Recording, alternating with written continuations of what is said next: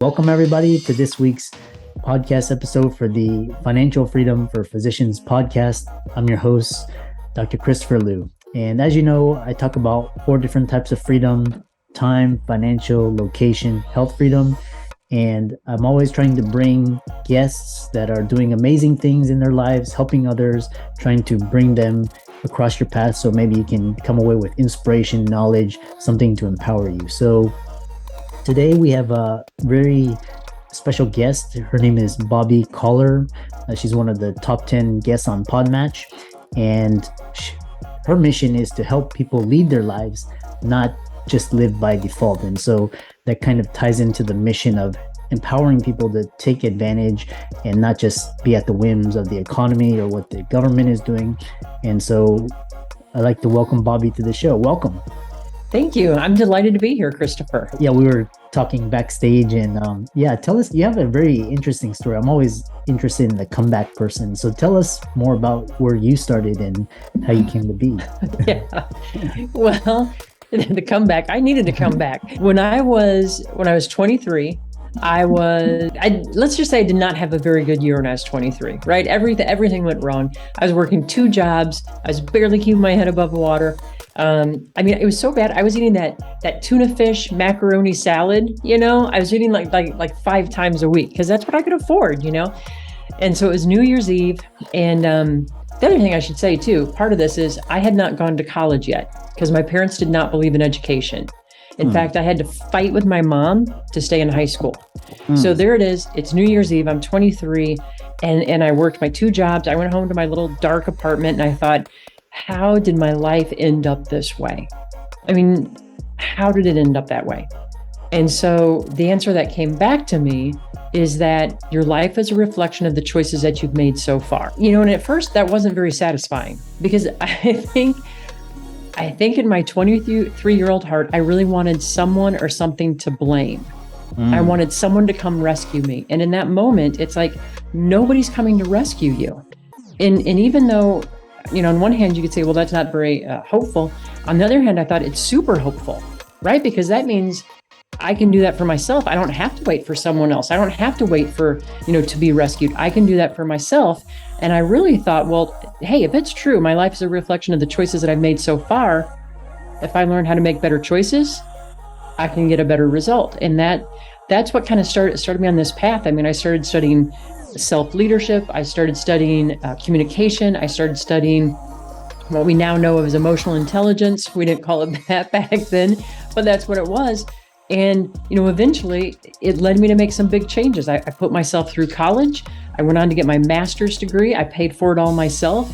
And it just set me on the path of this is how I want to help others, because I think too often we live that default life, and it doesn't have to be that way. We can create something more for ourselves. Yeah, it's very powerful because once you realize that, so the reason why I love entrepreneurship is because everything is in your hands. You succeed, it's you, and then if you fail, it's you. So you don't have anybody to blame. So you can't blame a job or the economy or. So that's why it's so empowering. Then what's really interesting is that so you talk about you talk about 3 fundamental truths. Tell us more about that. Yeah, well, that directly comes out of that experience, because the fundamental truth number 1 is that the future can be changed. It is not set in stone, right? And I think that sometimes we think, well, we've started down this path and there's no way I can change. And that's not true. We can always change it. Fundamental number 2 is that you can change your future, and perhaps only you can change your future, which goes back to that whole thing about we don't have to wait to be rescued. And then fundamental truth number 3 is that you don't have to wait. You can learn what you need to learn along the way. And I included that one because in coaching so many people, what I've seen is people think, I have to have all the answers. I have to know every detail before I can get started. And that's simply not true. In fact, you can't know everything until you do get started. Think about, you mentioned being an entrepreneur. How much do you learn every day being an entrepreneur? It's tons. Yeah, so that doesn't have to be a stumbling block. So that's my 3 fundamental truths. And then we talk. So what's that? That's really, that's very empowering. And then you talk about, I guess, mental resiliency and fitness, which is really interesting because, usually fitness and conditioning is like a physical thing, but you talk about it in terms of mental and emotional. Tell us more about that. Yeah. So you're right. I love the analogy to physical fitness, right? Because we all know if I'm going to go run a marathon, I'm probably going to have to do training first. I'm not just going to sit on the couch and then one day say, I'm going to go run a marathon. Well, we could, but probably it's not going to end very well, right?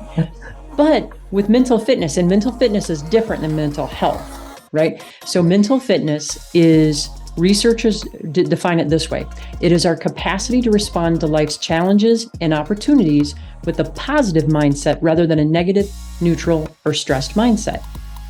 And that's really important because when we respond with a positive mindset, that's when we have the best access to our brain's resources. Things like resiliency, creativity, we see more options, we can take clear-headed action with confidence.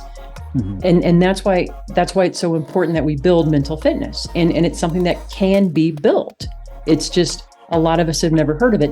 And to be, completely straightforward, it's based on the work of positive intelligence. So it's just a wonderful blending of a lot of different sciences. I think, I studied Tony Robbins, which is, he's been key on talking about using emotions to leverage performance. Mm-hmm. And really putting yourself in a positive state so that you can access more positive emotions to drive whatever you're trying to achieve. So right, there's been so much research in the last, I would say, 20 to 25 years. Like Barbara Fredrickson was one of the key researchers on positive emotions.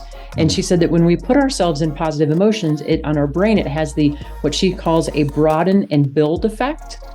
And it opens up, creativity. I mean, they've done studies where people who are in a positive state, they outperform in sales.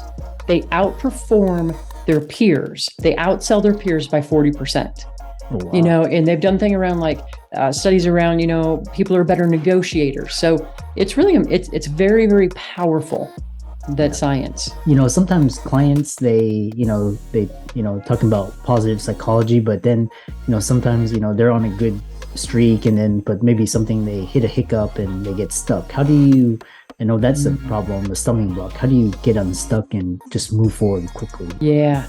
Because that's something that we've all faced, and it can happen at any time on our journey. So to me, getting unstuck requires that we take some kind of action. And I don't even care how small the action is, right? It's just something to get us started. And because then from there, there's a little framework that I came up with, but I call it learn your way forward. So it's a AAA, and it starts with action. And so we take an action, and it doesn't matter how small. It could be talking to someone else about it, it could be researching, it could be whatever. But we take some kind of action. Then the second step is to assess. How did it go? What did I learn? And then the third step is to adapt. So if it went well, how can I continue this? If it maybe didn't go as well as we wanted, okay, we still learned something. So how can we adapt? Because that will get us forward. That will get us moving forward. Because I think so many times we get stuck. We hit a wall, and then it goes back to, I don't have the whole plan. I don't know how to get started. It's got to be bigger.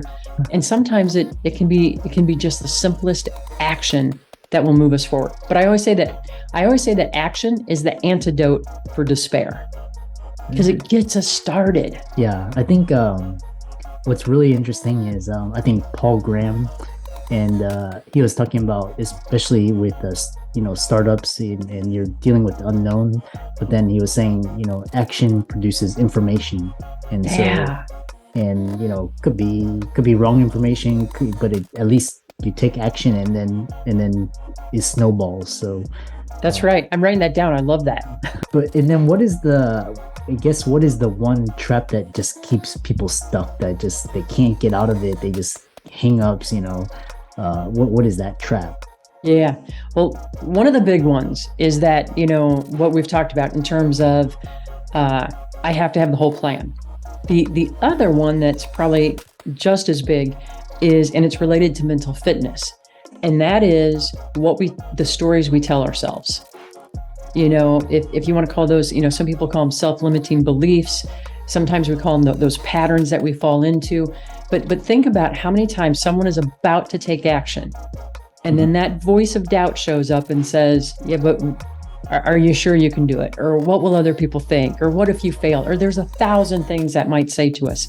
So getting comfortable with, what those patterns are for us, because those keep us stuck. They keep us exactly where we are. Yeah, that's interesting. The stories and then having a plan. Then also what's interesting is when you talk about so getting unstuck, and a lot of people get hung up on failure because they think, okay, failure, I failed. And but tell us why failing is a great thing. Because I think it goes to the quote you said earlier, right? Failing almost always produces information.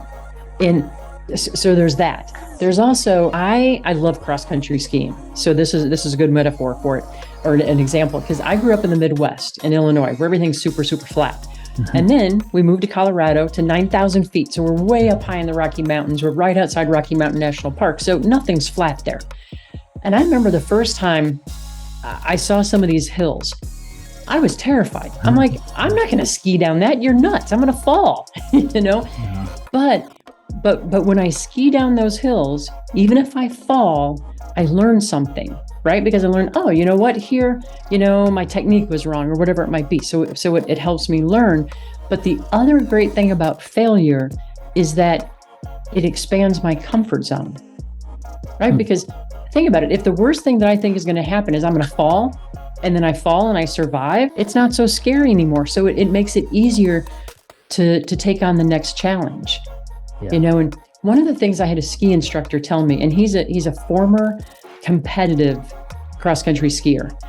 And he said, anytime you're trying something new, we can't let the fear of failure or just fear in general get in our way.